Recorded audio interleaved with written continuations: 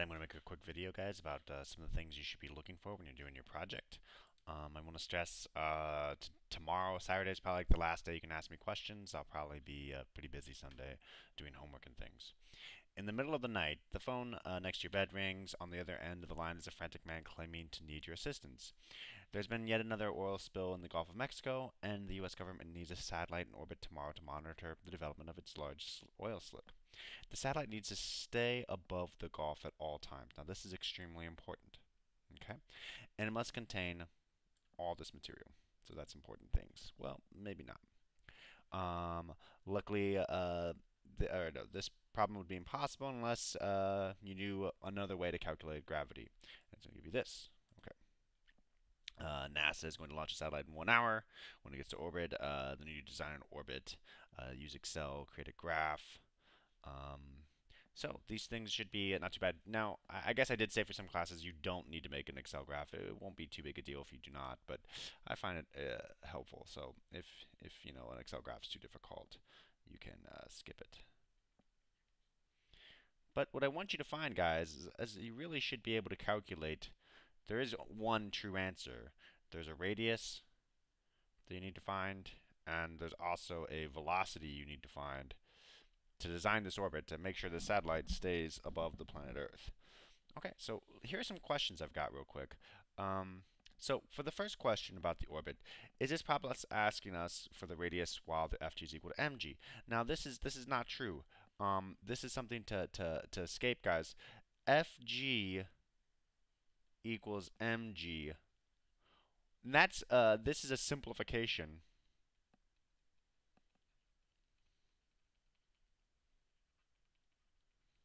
This is only true on the planet Earth. So the second we leave the surface of the planet Earth, this simplification does not work anymore. So this has to be ignored. Okay? And you've got to use, the only formula you can use is this one right here.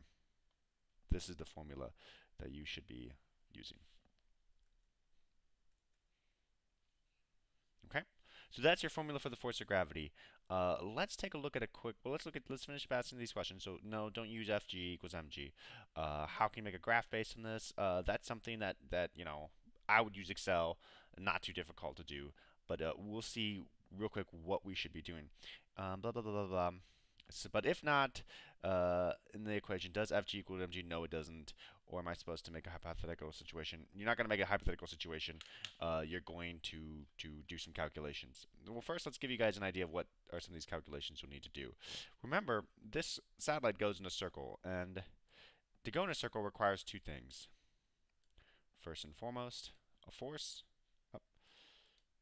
and last, velocity. Two things are needed.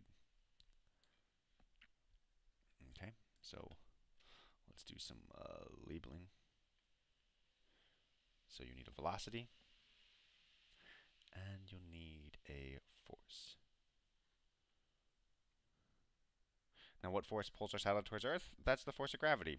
But remember, this is also the force needed to make a circle, so you'll have this. Okay? So there's a couple things already. You're like, okay, I should be able to get some things from this. Remember, let's just keep it up here.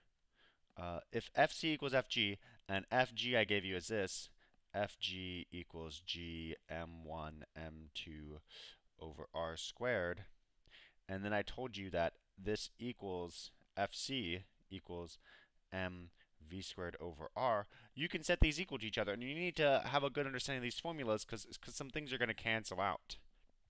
The next thing, and this is something I highlighted as important, was this. The satellite will need to stay in orbit above the Gulf at all times. That means for every rotation of the Earth, the satellite has to do one rotation. So the velocity of your satellite, to keep this up, to make sure that it stays above it, you're going to have to go 2 pi r over t. And that's going to guarantee that you stay in orbit above the site. It means that the satellite has to constantly move as the Earth rotates. So as this Earth rotates this way, this satellite is going to have to go in a circle, and it's going to have to complete this circle in 1 day's time. So I would use that velocity formula. V equals 2 pi r over t, and that t is going to be 24 hours. So you've got one way to solve for velocity. Now what you need to do is you need to combine all these formulas, focus around this, and you should be able to find the radius. And in fact, I actually did a series of radii, and let me see, do I have that graph here? Yes, here's the graph. Here's what I did. I did a series of, here's my velocity one, here's another one. These two velocities can only exist at one point where they overlap. You could do that, and that's a way to find the velocity and radius that we're looking for. One interesting way. But you can do it your own way. The last thing I really want to stress before I move on to the next problem, make sure you combine all these. Think about these masses. They're going to play a role, or do they? What's going in a circle here? What's not going in a circle in our example? You'll have to really understand the formulas. Okay? All right, good.